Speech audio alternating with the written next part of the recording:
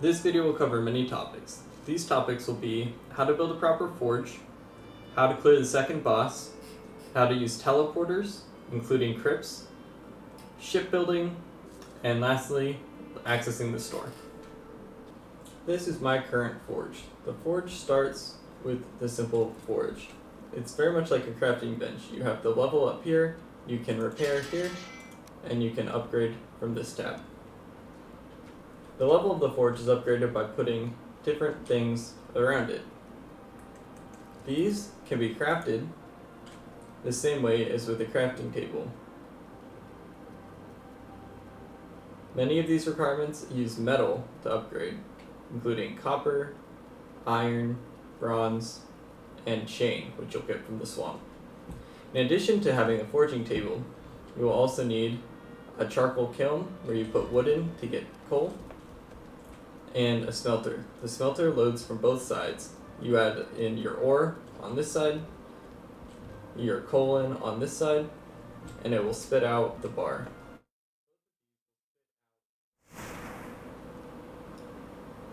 Both of these spit out their items in the front. However, since items don't despawn, they can sit here for a long time until you come pick them up.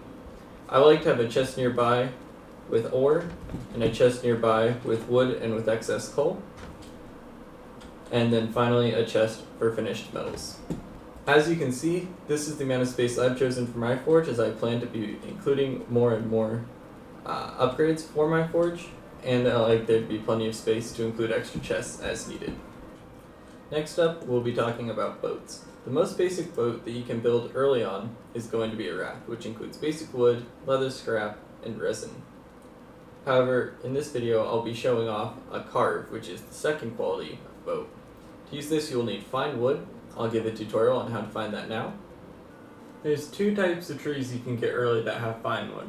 The first one is the birch tree, and the better option to get more fine wood is the oak tree. You will also need 10 deer hide, 20 resin, and 80 bronze nails. To get bronze nails, you simply take bronze bars, which are made from copper and tin, and then turn them into bronze nails. For this boat, you need 80 bronze nails, which is the equivalent of 4 bronze, which is 8 copper and 4 tin. Next, to launch a boat, you will need a workbench near the water. Next, you simply go, select it, and drop it into the water. Boats will have a ladder that you can use to access it. You can also jump in if it's close enough to the shore.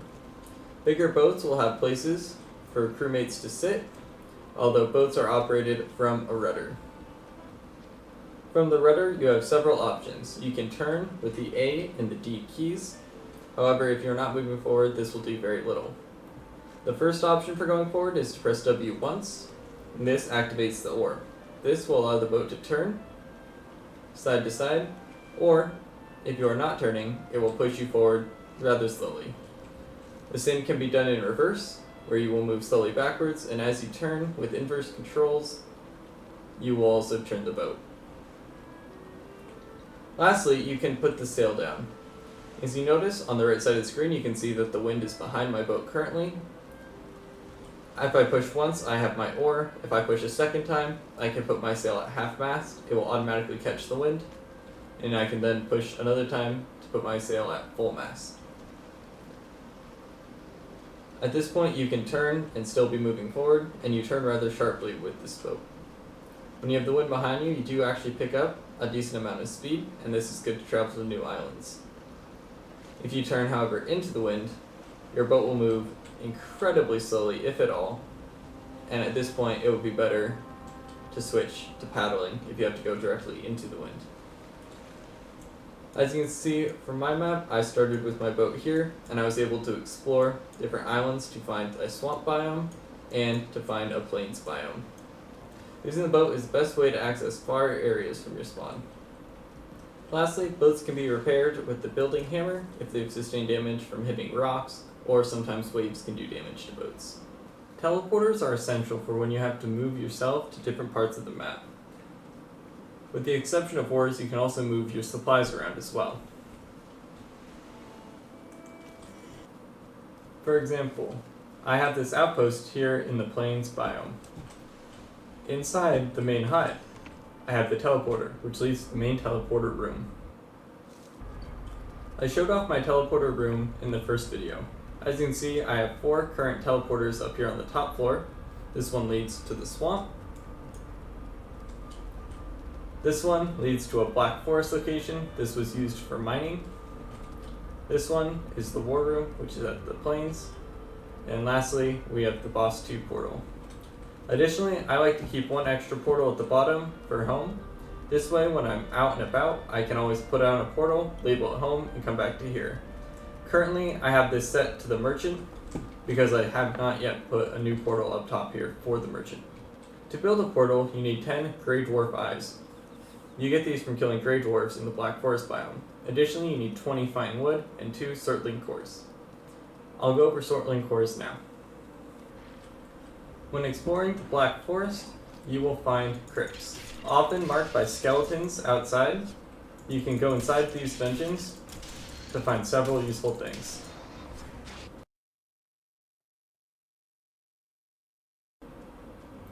Entering inside, you will find yellow mushrooms, which is a new source of food. Additionally, there will be 3 ways to go, often marked with a door. You can use these doors to your advantage, as enemies cannot open the doors.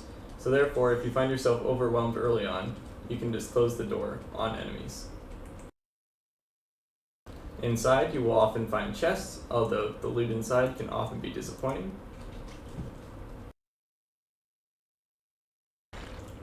You also will find lots of skeletons inside.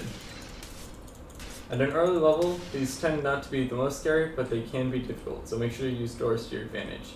Inside, you will find Sortling cores. These Sortling cores are going to be what you first use to make portals.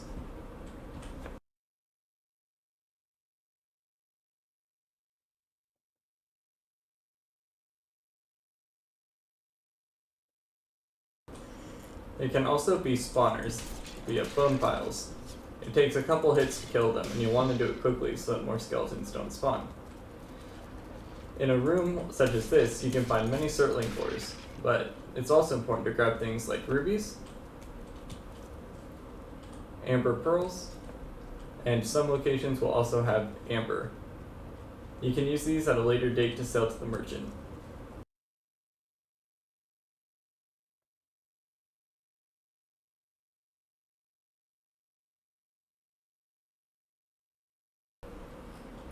When exploring the Black Forest, you will find a merchant. Sometimes it can be difficult to find. It's not in every Black Forest, as this one has been explored in its entirety and it's not there. However, this is where the second boss is, and it was in the same Black Forest. Once you get fairly close, you will be able to see the merchant on the map. The merchant is quite clear as he has this protective bubble around him.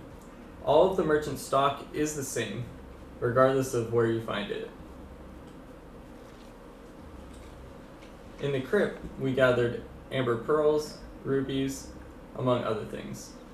Here, we can click the sell button to sell those things for their value to gain more gold. These are the options at the merchant.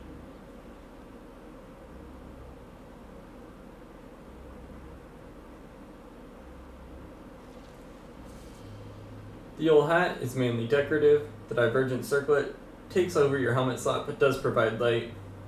The ring increases your carrying capacity by 150. It's unclear if this increases your attack damage as well. It appears that it does, but there's no conclusive evidence that I could find. The flesh you need to purchase 4 of to create an iron grade hammer.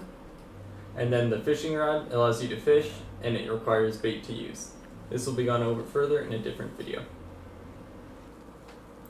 Alright, now we're going to be fighting the second boss.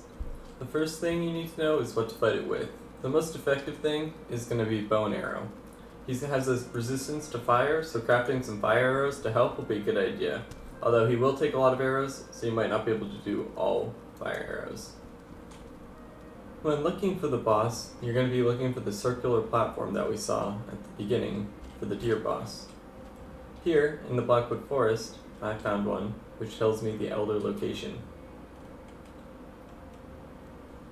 Once you get to the boss, you're going to want to make sure you have your 3 ancient seeds to summon him. And I like to have a workbench nearby to craft more arrows in case I need to during the fight.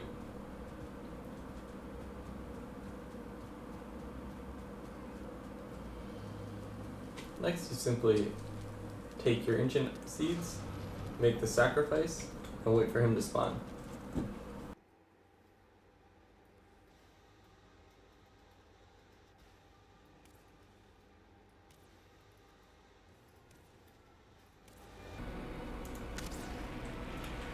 He's going to have several attacks that he uses throughout the fight. He's going to summon roots, and he's also going to be throwing roots at us. At a lower level, these will do quite a bit of damage. One good way to avoid them is to stand behind a pillar, as they don't go through them. You could also use a tree, but the tree will get knocked down. If you get closer, he has more melee attacks to use, but this is not recommended as they can deal a lot of damage early.